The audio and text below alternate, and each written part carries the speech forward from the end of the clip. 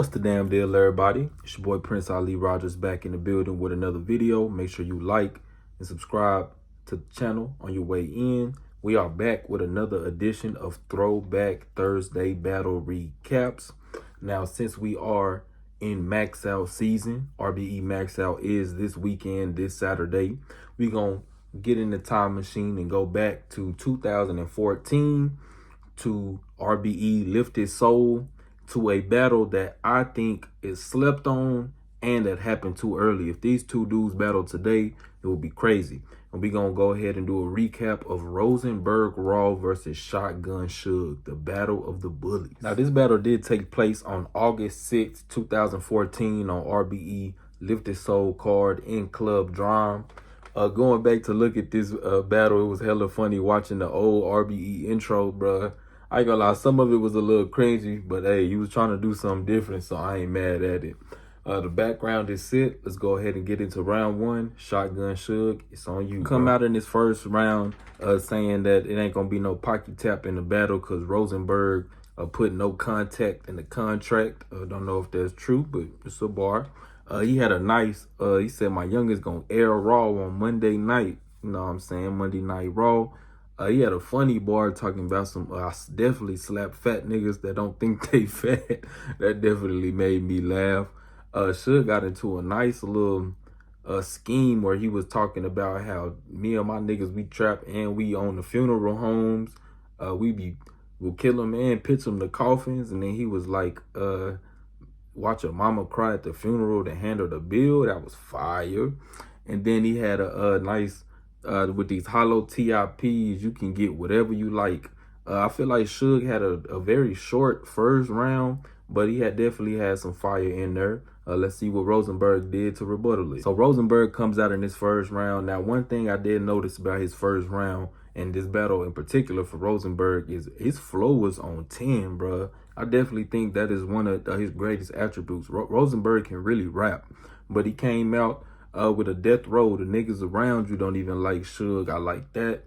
He had a nice bar when he was like, something about underage bullets. You catch anything from 1 to 17.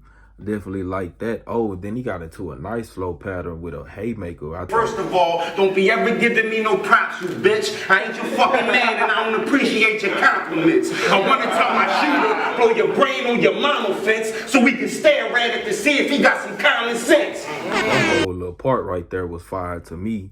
Then he came with the, he's a Roy Hibbert ass nigga. He big for nothing. 2014 was the year Roy Hibbert fell off, so that was definitely topical.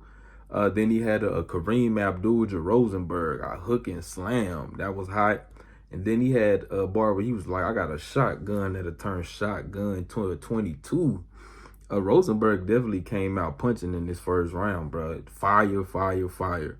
It was definitely longer than Suge first round, so he had more time to get stuff in. So for that first round, I had to score 8-4. Going to Rosenberg Raw. Now, the second round is where the heat turned up right here. So Suge came out, boom. He had a one bullet in the clip, living single that's going to hit Kyle like Maxine, because that's Rosenberg's first name, Kyle. That was fire. Then he had a fire bar where he was calling out like clips and DNA, and he was like, I'll be looking for DNA like Horatio Kane. All my CSI watchers, CSI Miami for sure, Horatio Kane definitely was fire. He had a nice bar where he was like, I'm King Jaffe. I drop rolls before I take a step. Fire, bro. Suge definitely turned it up in this second round. Then he got into some, when he was like, when it comes to the rock, if you don't know your road and shut your mouth. I love the wrestling bars. Then he went into a crazy like flow pattern, and he was like, the Rose don't know his road. I'm gonna shut his mouth. Like, fire. Suge was rapping. And then in this second round right here was actually the debut of the What's Your Life Like. What's your life like, nigga? I ride around with like 8 burners. What's your life like, nigga? I be running the trap, you got low endurance. What's your life like? I be riding a car with 10 bricks with no insurance. What's your life like? So definitely a historic round from Suge, a fire round, way better than his first round.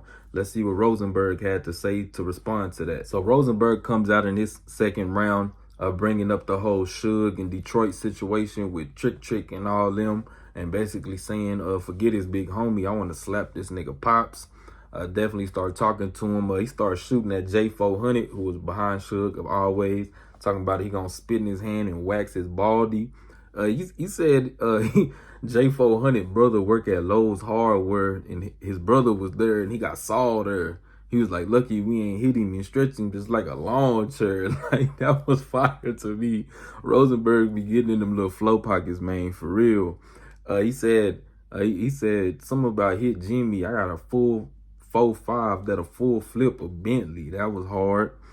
He said something about I can shoot a hole through a nipple. That's nice. Aim. I think that was fire. Pause. Now that I'm thinking about it, maybe I shouldn't have put that on. But it was fire how we wrapped it, bro.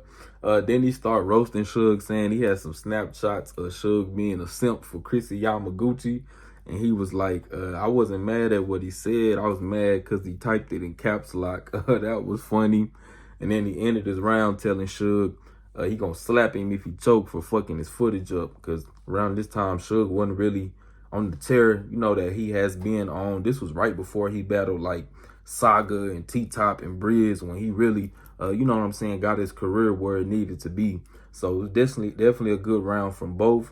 But I did have to give this one to Shotgun Suge, 8-7 in a close round. So we are 1-1 going into the third, and we got to get a winner. So let's see what happened. In Suge's third round, he come out with an angle about Rosenberg doing drugs. I don't believe that, but it's battle rap.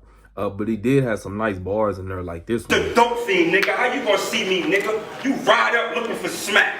Like PG niggas. Then Suge came with a stomach shot, make him say, like no limit. That was fire.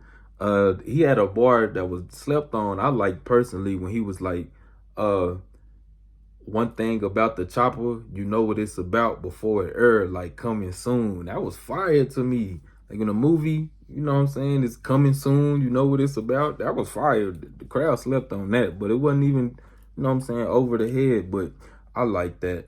Then Suge started getting into some raw flips. One I particularly liked was, it ain't a 12-12 skinny when I bag raw. That was hot. And then he got into some scheme or whatever he was doing where he was like, the same niggas that go up, but the same niggas that flop, the same niggas that yell ball game is the same niggas that's cops. So he was shooting at Hitman already in this battle. I might have to actually do a recap of that one because it was over 5 years ago, but we'll go get back to that. But Suge definitely had a good third round. Wasn't good as his second, but the third was still good. And let's see how Rosenberg closes out this battle. So Rosenberg come out in his third round. He started off with his nice flow patterns or whatever. And then he had some people behind him in some ski mask. And he was like, this ain't no prop.